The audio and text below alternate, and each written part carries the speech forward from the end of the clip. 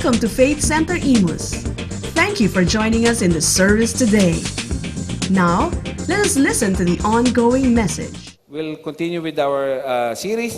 Today, we'll be talking about the subtopic. Ito yung subtopic. Ang title ng series natin, The Armor of God. Ang subtopic natin ay The Armor of God. Okay? Turn your Bibles with me in Ephesians chapter 6. We'll start talking about the armor of God today. Ephesians chapter 6, let's begin reading in verse 10. Finally, my brethren, be strong in the Lord and in the power of His might. Sabihin natin lahat, I am strong in the Lord and the power of His might.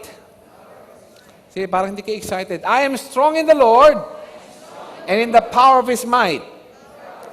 Okay, sabi ni Paul, put on the whole armor of God that you may be able to stand against the wiles of the devil. For we do not wrestle against flesh and blood, but against principalities, against powers, against the rulers of the darkness of this age, against spiritual hosts of wickedness in the heavenly places.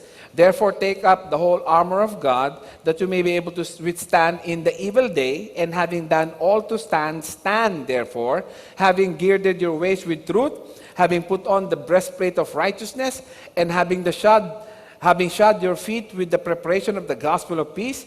Above all, taking the shield of faith, with which you will be able to quench all the fiery darts of the wicked one, and take the helmet of salvation and the sword of the Spirit, which is the word of God, praying always with all prayer and supplication in the Spirit, being watchful to this end, with all perseverance and supplication for all the saints. Praise the Lord. So we're going to be talking about the armor of God, the full armor of God. Ano ba ito? Okay? And how do you put it on? Ano ba yung sabihin ng putting on the armor of God? Okay? Now, let me just start off with a short story na napakinggan ko po sa internet. Magandang story ito. There was this chess player champion. Okay? Champion siya. And he went on a tour sa Europe. Punta sa Europe. Itong chess champion na ito, mahilig siya sa mga art galleries, sa mga paintings, mga portraits. You know, in Europe, marami mga art galleries, marami mga museums. So sabi niya, pipili nga ako ng mga ganda mga museums para makita ko naman ng ganda ng mga paintings, mga art and galleries and so on and so forth. So pupunta siya sa ilang mga museums. So sa isang museum, napasok siya. And there was this particular painting that actually caught his attention. Yung painting na yun was something na talaga sabi niya, interesting kasi may chessboard. Okay? And doon sa chessboard, mayroong malaking chessboard na may nakalatag na ongoing, in progress yung game. May laban eh. In progress yung game. And then doon sa kaliwang side, nakita niya si Satan na tuwang-tuwa, okay, nakangiti, para nakasandal sa kanyang rocking chair, and really comfortable and just enjoying himself. Okay? Na para bang enjoy siya sa kanyang ginagawa. And on the other side of the chessboard is a young man na takot.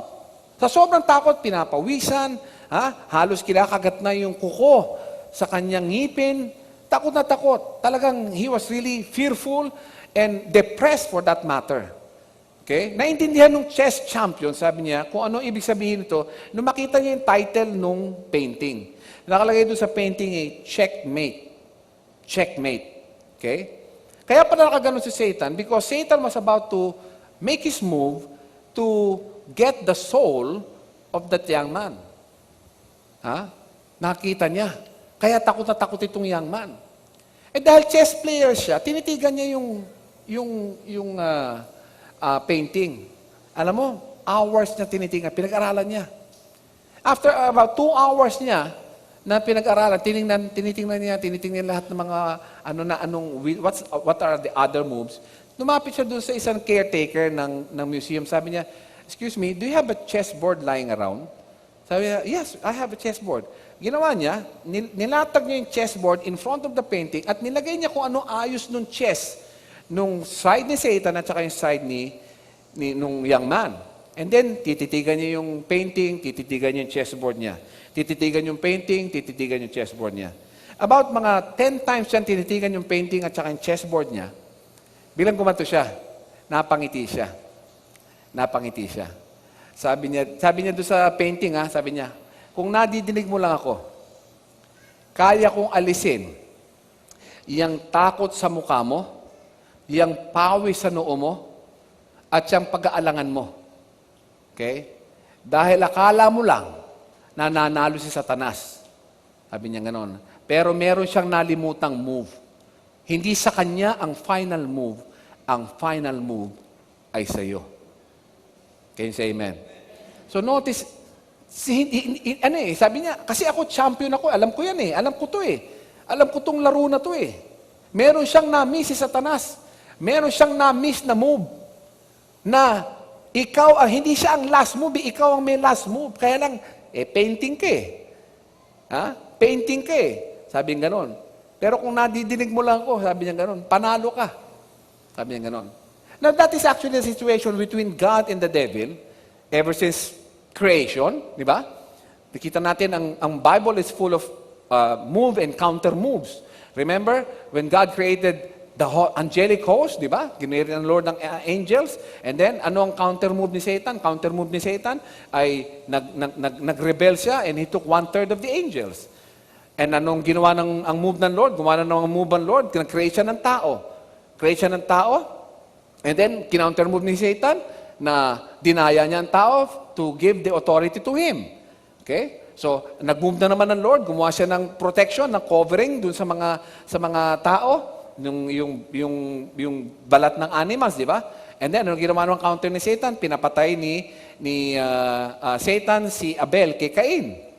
Ano naman ginawa ng Lord? Ginawa ng Lord, nang-move naman ng Lord, sabi niya, okay, I'll let Seth be born so that people can call again in the name of the Lord. Pinanganak si Seth. Okay? Pagkatapos, kinounter na naman ni Satan nung pinanganak si Nebuchadnezzar. Si Nebuchadnezzar ay siya gumawa ng Tower of Babylon, at saka naging leader ng Syria at saka ng Babel. See? So, in other words, nagkaroon naman ng gulo dyan. Kung nag-move na naman ng Panginoon, sabi niya, I'll call this man out of the Chaldees, which is Abraham. Ginawa niya si Abraham, di ba? Pagkatapos, sabi ni Abraham, ikaw ay may covenant ako sa iyo. Nag-counter move naman si Satan, ang ginawa niya, na naging captive ang mga Israel sa Egypt for 400 years. Ano nag-move na naman ng Panginoon? Sabi niya, okay, ito next move ko, I'll send Moses to set my people free. See? And so on and so forth. Counter move, move, counter move, move, counter move. Parang chess game. You see? Para bang pag tinignan natin, para bang from one side of the board and the other side of the board, sabi, sino ba nananalo rito? Definitely, we all know, panalo ang Panginoon. Pero it seems na para bang may counter move palagi si Satan. Now, the Lord decided in the New Testament to send Jesus Christ, His only begotten Son. Sabi niya, kinakailangan, ako na lang mismo, makakatawang tao. Ha? Ito na isang move ko na gagawin ko, makakatawang tao. Ako nahaharap sa Kanya. And then of course, nakita natin, after He was born, He was baptized in the River Jordan, and then He was led into the wilderness to be tempted by the devil. And so nakita natin mga counter moves, moves and counter moves of God, healing dito, okay? Tapos gusto siyang patayin ng mga Pharisees, and religious leaders, and so on and so forth, until the final move was made by God. The final move was made by the devil, sabi niya, papatayin ko na ito. Papatayin ko na ito. Pag napatay ko to, tapos lahat yan. Pinatay niya si Jesus Christ, but the final move was when Jesus Christ was resurrected from the dead. Nung mabuhay muli si Jesus Christ from the dead, that was the final move of God. And listen, my brothers and sisters, if that is the final move of God, and that is your final move. Your final move is to totally believe on the finished work of the cross. Tutukan mo, paniwalaan mo yung final move na yon. Kaya nga final brothers and sisters Ibig sabihin, wala nang next move. Wala nang next move The devil is already defeated. Akala niya, nasa kanya ang final move. Tumatawa siya. Nag-rocking chair pa sabi niya, mapapatay ko rin. Mapapatay ko to. Itong Son of God, mapapatay ko to. Hindi niya alam, may final move ang Panginoon, which is to raise Jesus from the dead.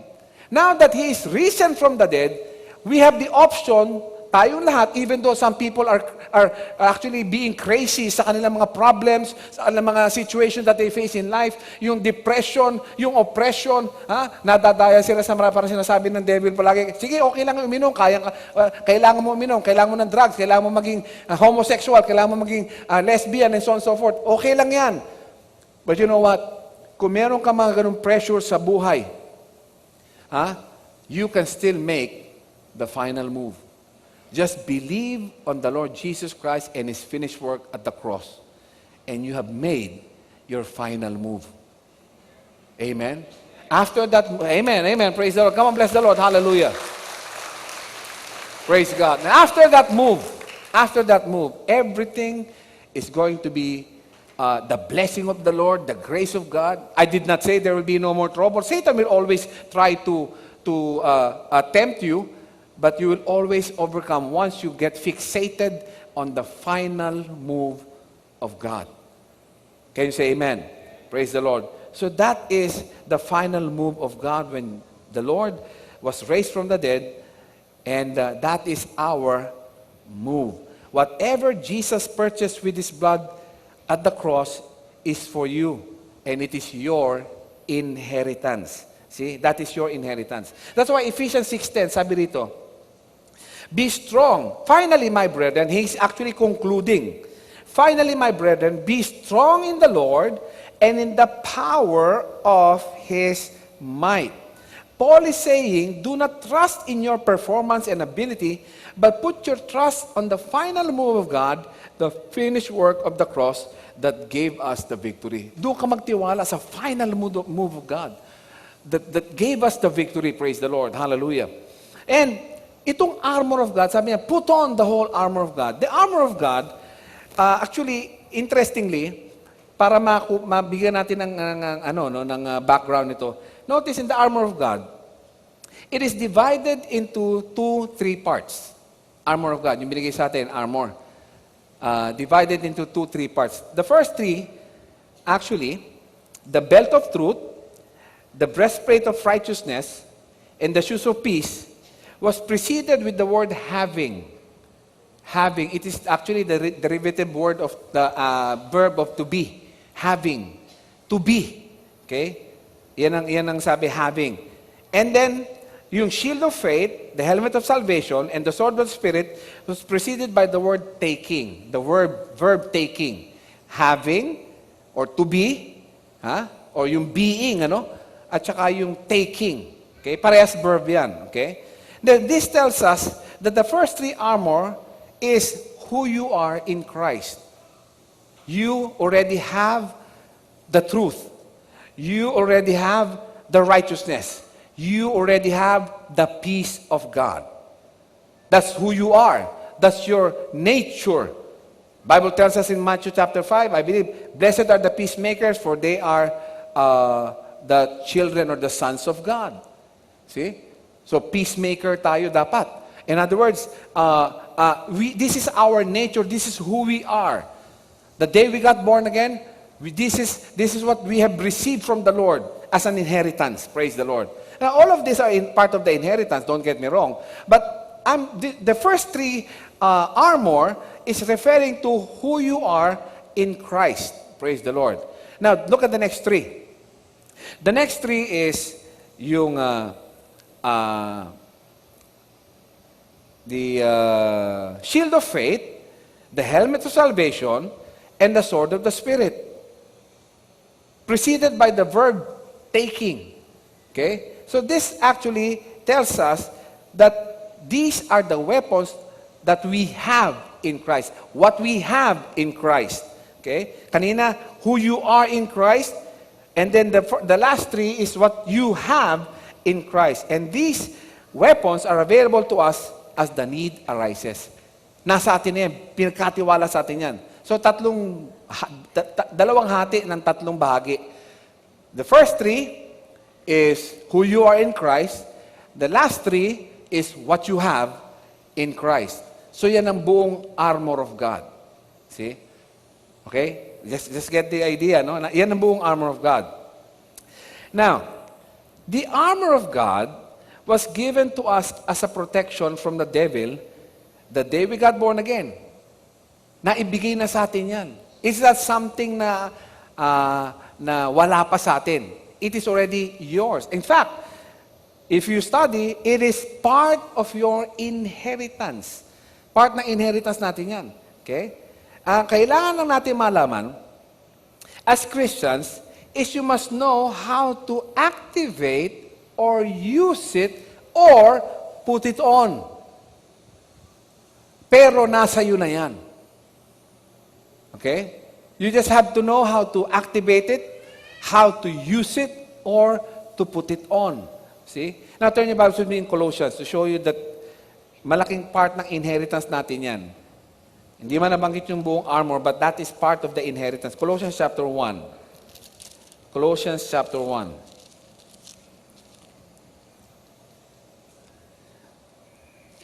Verse 9.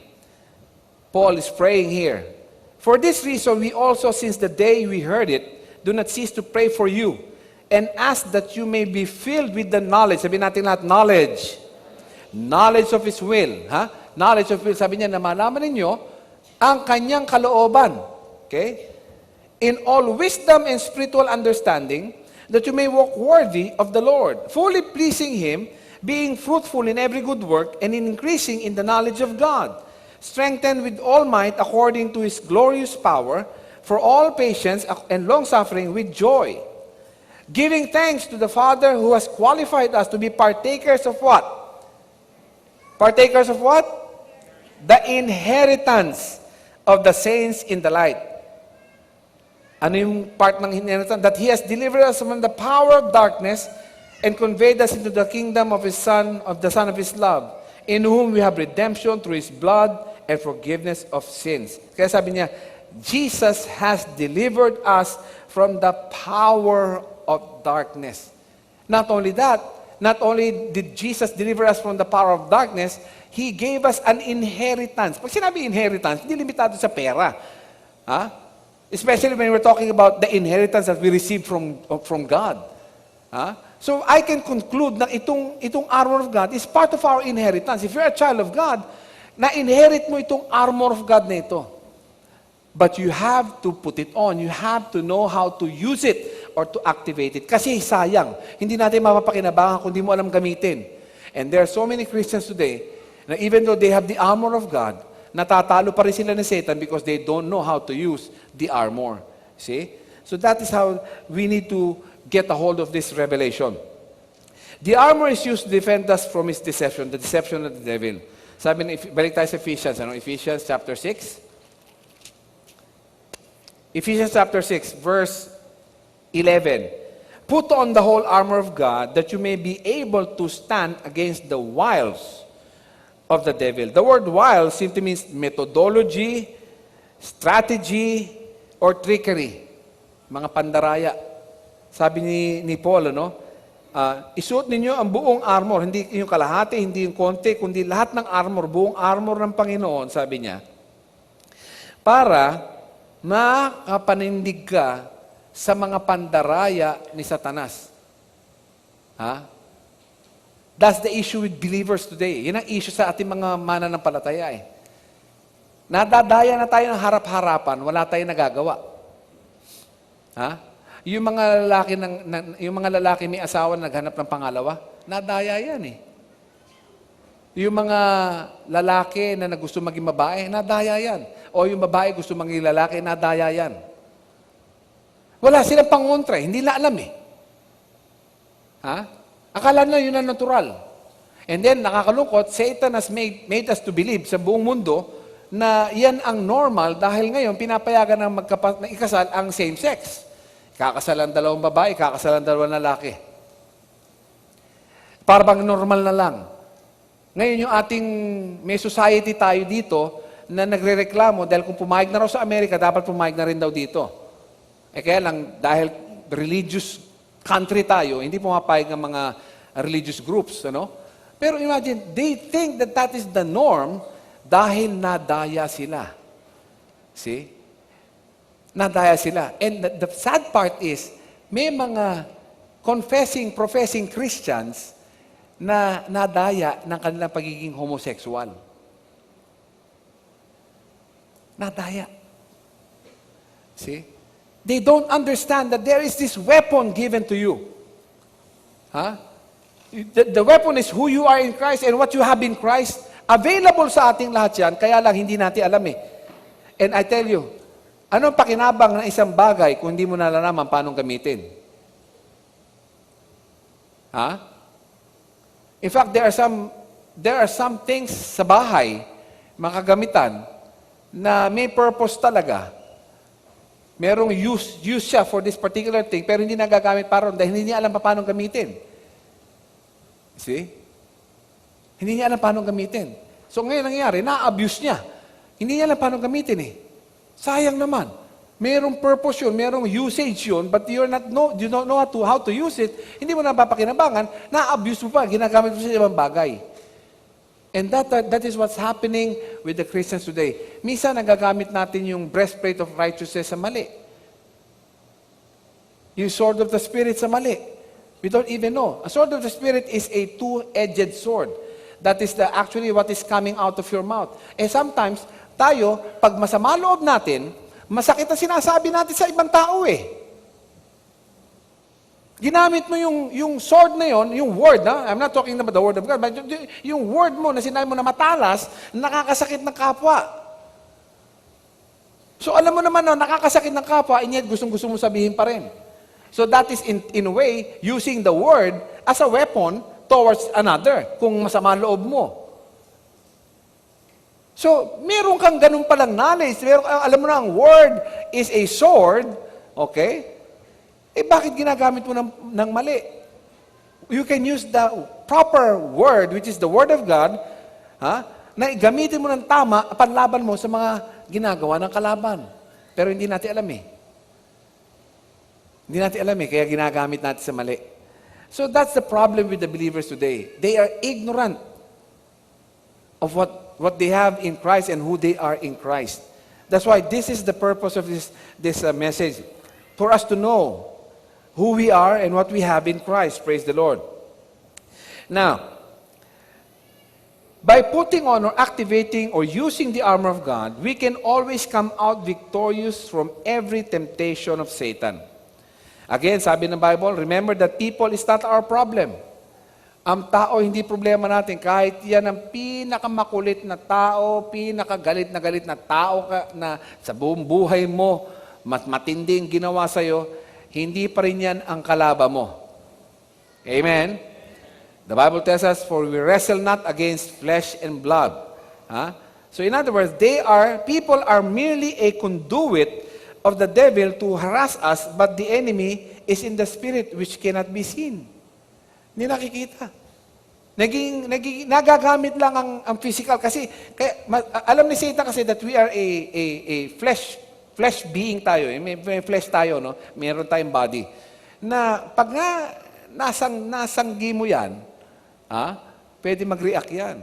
Lalo kung hindi niya control ang kanyang mind, pwede mag-react yan. Kita mo yung mga taong fleshly, or let me call it this way, carnal.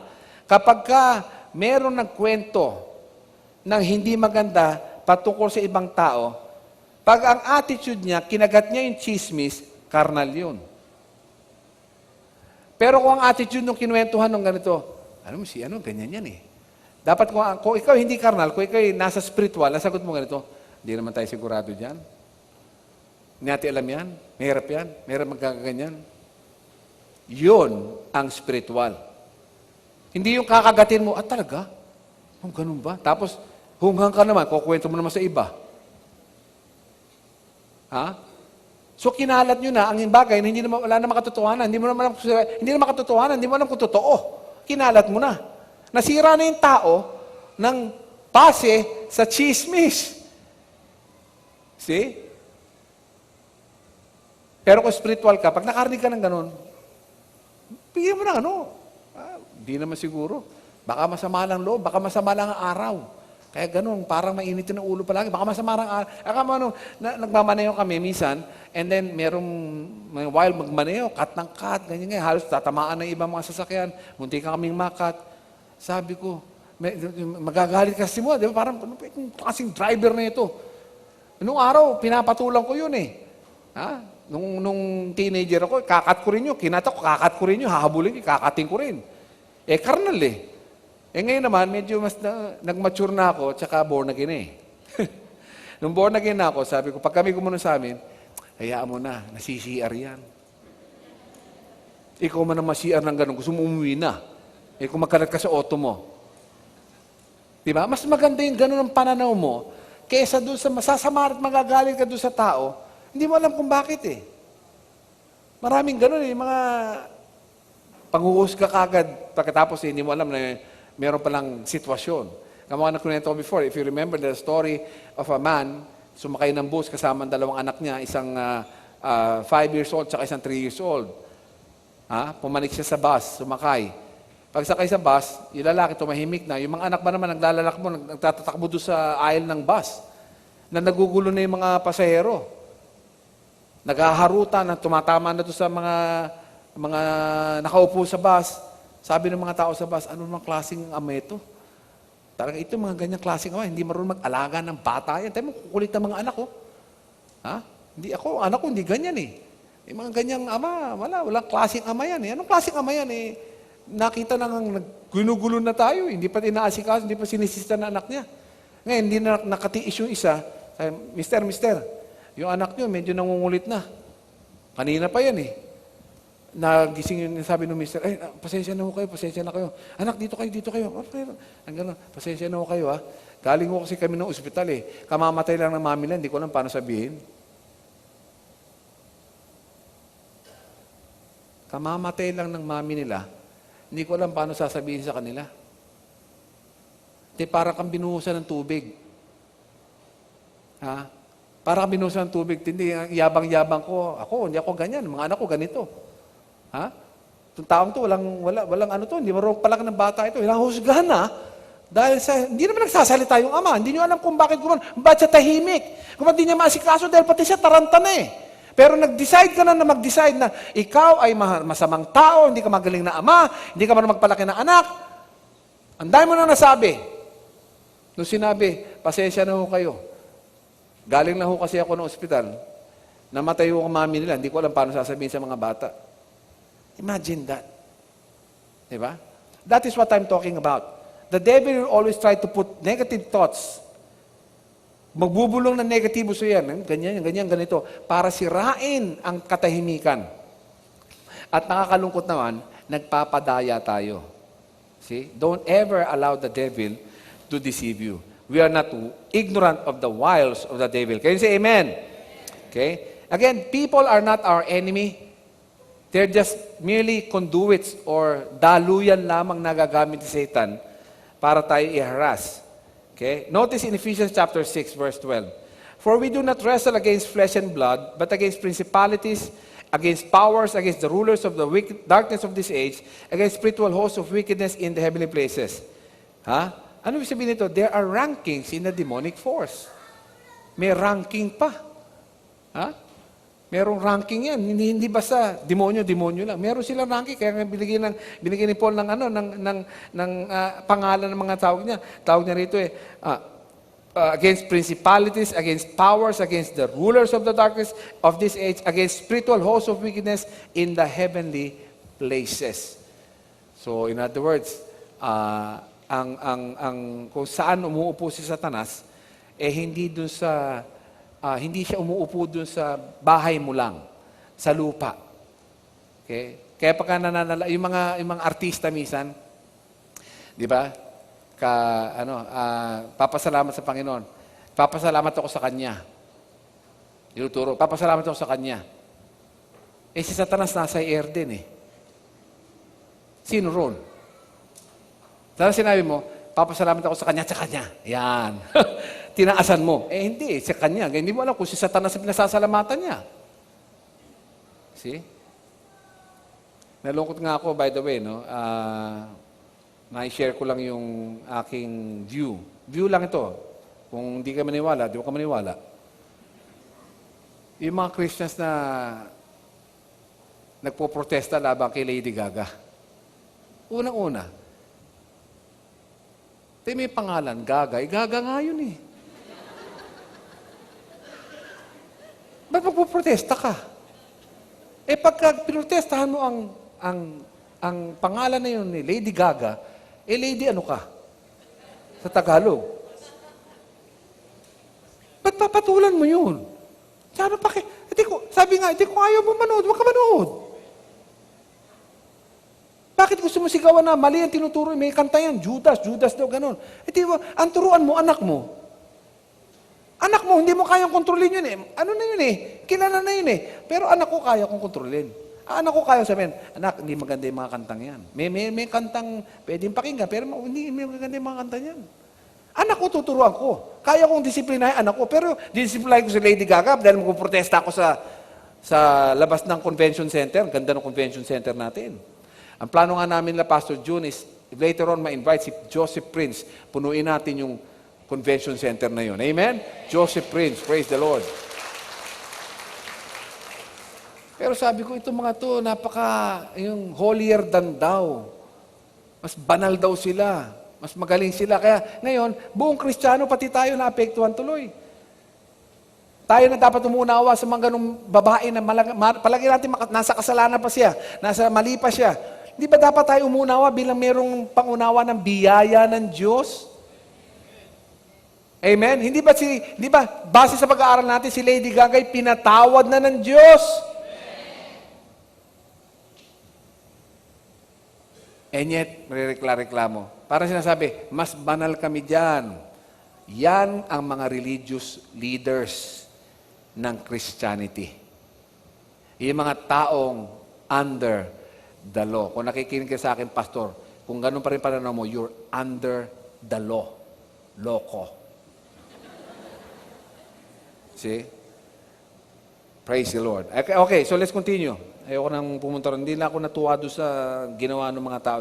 Sabi ko nga sa inyo, kung hindi ka naniniwala, kung sa mga loob nyo, nagalit si Pastor doon sa area na yon, view lang ni Pastor yan.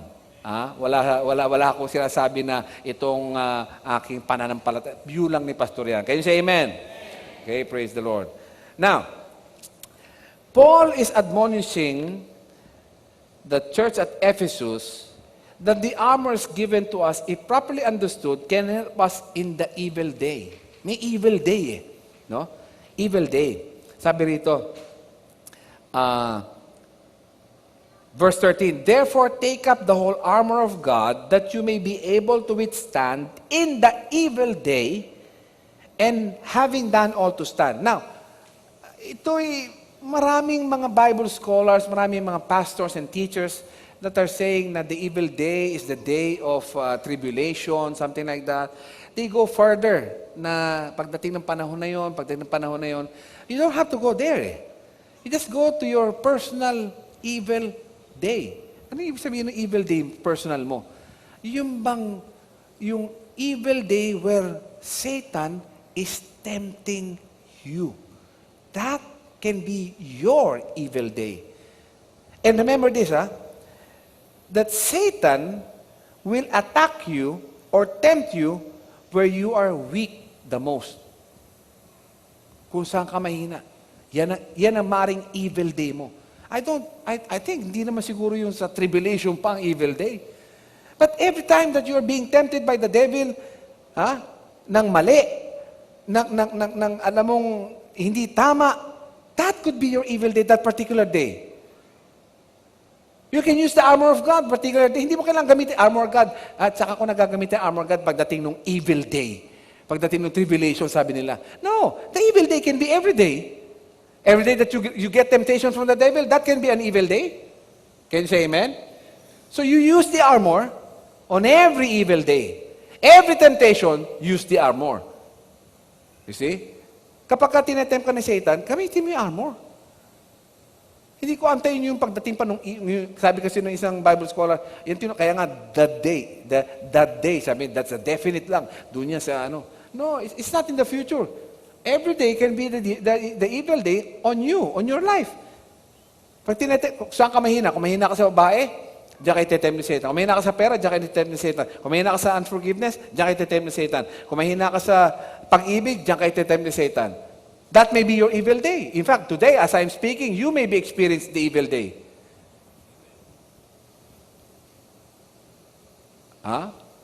Pwede. Pare meron sa inyo, kung sasakali na nagagalit na sa aking sinasabi, that is your evil day. May kanya-kanya tayo, basta ang para sa akin, ang temptation is evil. Mali pa rin yun. Mali pa rin yung ginagawa ni Satan na yun. Even di ko sinabing kasalanan, temptation is not a sin. Temptation can only become a sin once you yield to it. Pero kapag temptation lang, evil na yun eh. Simula pa lang eh. Mali na kasi.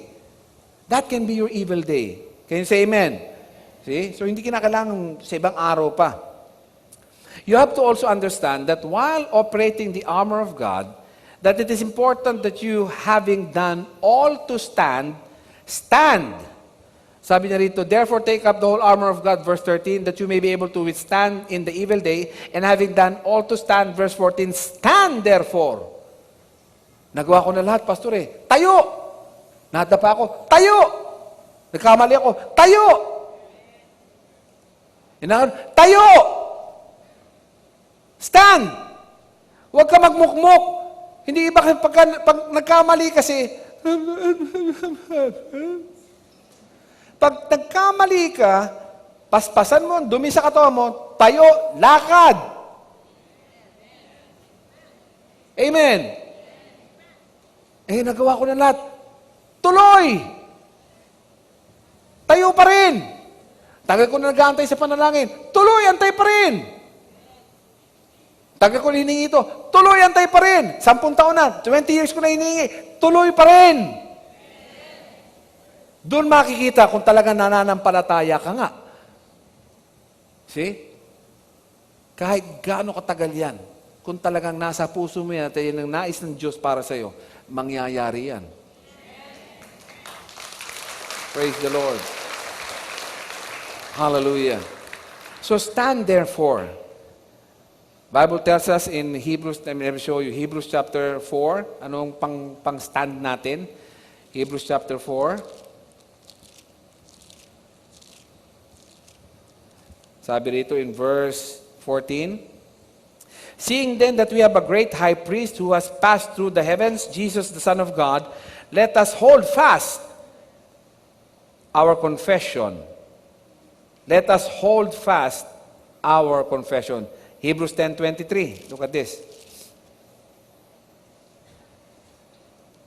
Let us hold fast the confession of our faith without wavering, for he who promised is faithful. Praise the Lord. Hallelujah. Sabi rito, panghawakan daw natin ang ating pananampalataya nang walang pagdududa, sapagkat siyang nangako ay tapat. Ang Diyos ay tapat. Siya nangako. Pag kami nangako sa inyong tao, pwedeng hindi matuloy yan eh. Pero pag Diyos na nangako, hindi pwede hindi mangyari. Amen? Kaya yung tinatawag na hold fast. Nung kami girlfriend pa lang ni Pastora, ito pala mahilig sumakay ng mga rides. Eh, nung araw, wala pa naman mga EK na magandang sasakyan, na mga may harness na, yung safe ka, secure na secure ka. Nung araw, bibigyan ka lang ng PC, itali sa bebang mo. Ganun lang. Ha?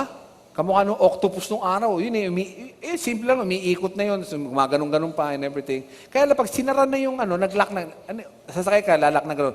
Ganyan kalayo eh. Ang layo eh. Tapos may hawakan ka lang na bakal na gano'n. Kaya ever since nung una ako nakasakay dyan, sabi ko, hindi na ako sasakay dyan. Eh ngayon, syota mo nag-iya. Sabi sa akin, gusto ko sumakay dyan. Puno eh. Hindi, meron pa. Eh di syempre, ikaw naman, ikaw ang lalaki, sige, sinasama ako, girlfriend ko. Kita mo gaano kita kamahal. Sa totoo lang, talagang, na ako nun, sabi ko, tindi. Sakay kami sa octopus. Pinupuno yan eh. Hindi ka muna iikot lang hanggang sa mapuno yan. Pag puno na yan, bibirahin na yan. Okay? Naku po. Alam mo, doon ko naintindihan yung hold fast. talagang hindi ko binibitawan yung bakal. Ang pinagtataka ko naman, kung kailan ako mahigpit ang kapit, pinapawisan ang kamay ko. Parang dudulas. Para akong titinapon. Pero talagang sabi ko, hindi kinakailangan. Ang ibig sabihin, actually in the Greek, ang ibig sabihin dito hold fast is hold as if your life depends on it. Yan ang ibig sabihin, hold fast to the confession of your faith. Ha? Na para bang ang buhay mo nakataya dyan. Okay? Ha? Dahil sabi ng Bible, sapagkat ang siyang nangako, ang Diyos, ay tapat. See? Kaya nung naalala ko yan, when I was teaching this in Mindanao, naalala ko yun, yung experience na yun. Ang kapit ko dun hindi lang yun. That time, pinatuloy kasi akala nung nag-ooperate, natutuwa yung mga babae. Pinatuloy na malakas. Talagang, sabi ko, ibang ginawa nung dahil akala niya nag-enjoy yung mga babae. Kaya nga, di ba, pagbaba, nahilo ka eh. Nahilo ka. Actually, hindi ko na itutuloy susunod. Nahilo ka din. Oh, naalala mo yun? See? Pero sabi ko, if that is our attitude towards whatever God has said in His Word, kaya nga ito, brothers and sisters, ito simple lang ito eh. Kaya ito, good news. Sabihin natin lahat, good news. Pag good news, okay, nakaalam na ba kayo ng news na hindi pa nangyari? Pag sinabing babalita mamayang alas 6 sa TV Patrol, for example, ibig sabihin, yung ibabalita ron, nangyari na. Tapos na. Ito, ganun din, brothers and sisters. The Word of God is basically just news of what already has taken place. News, report, kung ano na talaga ang meron ka, sino ka, at ano magagawa mo kay Kristo. Nire-report na lang niya eh. Eto ka. Ngayon tayo, sinasabi na nga ng ibang tao ang balita, may ganyang gulo ron, may ganitong sunog doon, may ganito. Pinaniniwala natin sinasabi ng ibang balita, pero ang magandang balita, hindi pinaniniwalaan. I'd rather believe the good news of the Word of God because this Word is actually my spiritual mirror. Pag humarap ako rito at binasa ko ito, para ko nakikita, hindi yung aking physical na katawan. Kung ako'y titingin sa salamin, kita ko yung physical na katawan ko. Pero pag titingin ako rito, ang makikita ko, sino ko sa spirito. Yun ang re-reveal sa akin ito. Mas totoo sa akin ang spirito. Kaya sabi ko sa inyo, yung katawan nyo ngayon, yung nakikita nyo, hindi hindi kayo yan eh. Yan eh parang bahay nyo lang. Kapag namatay kayo, yung katawan nyo, may iiwan dito, lalagay sa kabaong, ililibing. Pero yung spirito nyo, kung kayo na kay Kristo, pupunta sa langit. Kung wala, kay Satanas. Pero hindi namamatay ang spirito.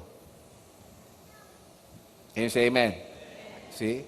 So in other words, brothers and sisters, you need to hold fast to whatever God has said as if your life depends on it.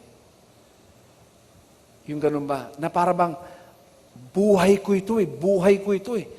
Itong binawa ng Panginoon para sa akin. Hindi ko bibitawan to.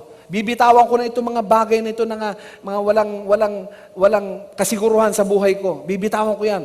Pero itong salita ng Diyos, hindi ko bibitawan. Regardless of what I see, regardless of how I feel, hindi ko bibitawan ang salita ng Diyos. Can you say amen? Praise the Lord. Hallelujah. So that is what it means to stand. Do not give up. Hold fast. Huwag niyong Satan will always try to bring issues sa buhay ninyo para ma-distract kayo, para mawala ka sa focus. Sabi, the Bible tells us, looking unto Jesus, the author and finisher of our faith. So, you're looking unto Jesus and then Satan will bring to you yung distress or mga troubles. Ngayon, mapafocus nga, nakatingin ka Jesus ngayon, napafocus ka sa trouble. Focus ka sa mga problema. Sabi ng Bible, look unto Jesus, the author and the finisher of our faith. Dito ka mag-focus. Dito ka mag-hold fast sa words niya. Hindi sa words of the devil. Hindi sa words ng ibang tao. Sa words ni Jesus Christ. Hawakan mo and ituring mo na parang ang buhay mo ay nakataya doon sa salita at pangako ng Panginoon. Can you say amen? Amen. Come on, bless the Lord. Hallelujah. Thank you for watching the video. We hope you have learned principles from the Word of God that will change your life forever. Our messages are available in DVD and audio formats.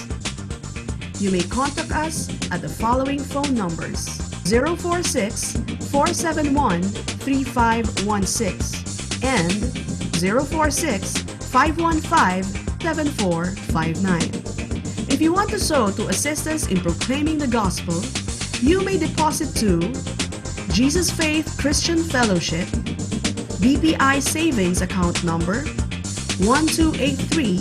1283-139235, Nueno Branch, Imus, Cavite. Or you may visit us at our church,